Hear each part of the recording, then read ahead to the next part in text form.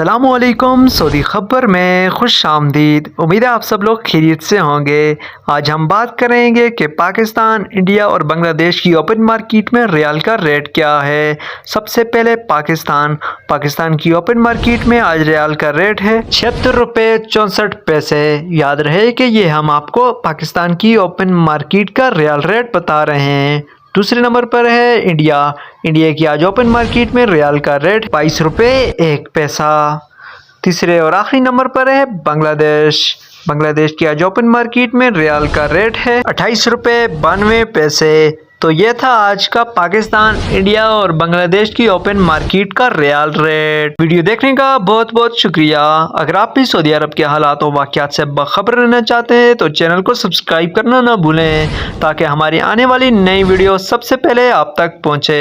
अपना बहुत सारा ख्याल रखिएगा, दुआ में याद रखिएगा। अल्लाह हाफिज़।